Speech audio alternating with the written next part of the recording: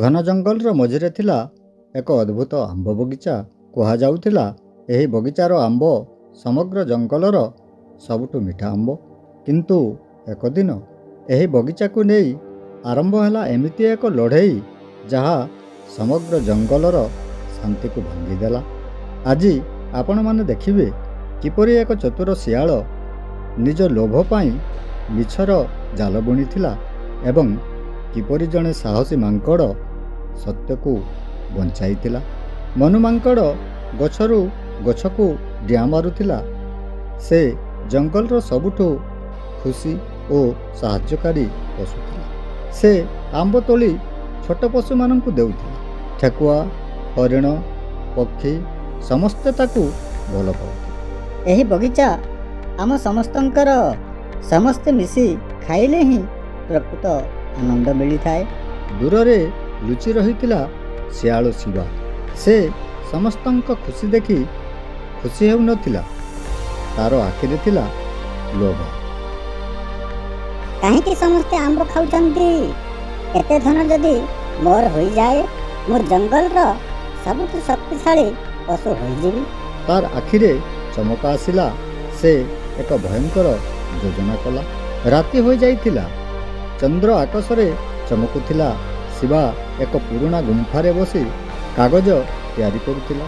ସେ ନୂଆ କାଗଜକୁ ଧୂଳି ଓ କାଦୁଅ ଲଗାଇ ପୁରୁଣା କରୁଥିଲା। କାଲି ସମସ୍ତେ ବିଶ୍ୱାସ କରିବେ ଯେ ବଗିଚା ମୋର।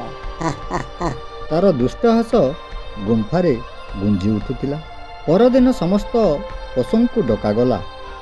ଶିବା ଉଚ୍ଚ ପଥର ଉପରେ ଠିଆ ହେଲା। ଶୁଣନ୍ତୁ ଜଙ୍ଗଲବାସୀ, ଏହି ବଗିଚା ମୋର ପୂର୍ବପୁରୁଷମାନଙ୍କର ସମ୍ପତ୍ତି। ୟା ଉପରେ କେବଳ ମୋର ହିଁ ହକ୍ ଅଛି। ସମସ୍ତେ ଆଶ୍ଚର୍ଯ୍ୟ। ଠେକୁଆ ଭୟରେ କାନ୍ଦିବାକୁ ଲାଗିଲା। ହରିଣ ଚିନ୍ତାରେ ପଡ଼ିଗଲା। ପକ୍ଷୀମାନେ ଚୁପ୍ ରହିଲେ। ମନୁ ଶାନ୍ତ ଭାବରେ ସବୁ ଦେଖୁଥିଲା।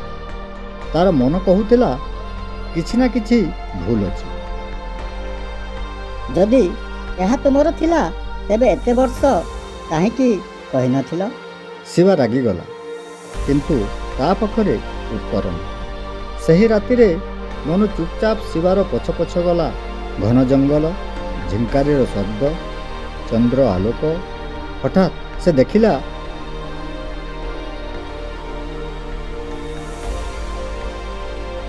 ଶିବା ଆଉ କିଛି ନକଲି କାଗଜ ବନାଉଛି। ମନୁ ସତ୍ୟ ଜାଣିଗଲା।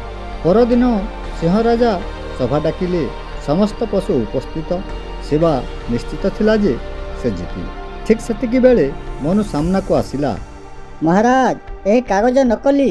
ସଭାରେ ଚର୍ଚ୍ଚା ଆରମ୍ଭ ହେଲା। ପେଚା ଓ ଟିଆ ସାକ୍ଷୀ ଦେଲେ। ସତ୍ୟ ଧୀରେ ଧୀରେ ବାହାରକୁ ଆସିଲା। ସିଂହରାଜା ଗର୍ଜନ କଲେ, ଲୋଭ ତୁମକୁ ଅନ୍ଧ କରିଦେଇଛି ଶିବା।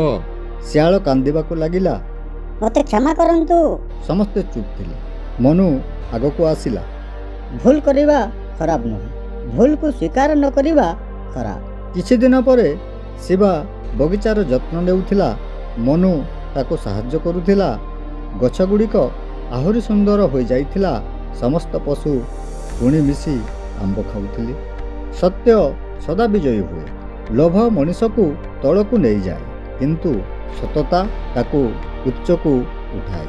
ଏହି ଭିଡ଼ିଓରୁ ଆମେ କ'ଣ ଶିଖିଲେ? ଲୋଭ କେବେ ସୁଖ ଦେଇନଥାଏ। ସତ୍ୟ ଡେରିରେ ହେଲେ ମଧ୍ୟ ବିଜୟୀ ହୁଏ।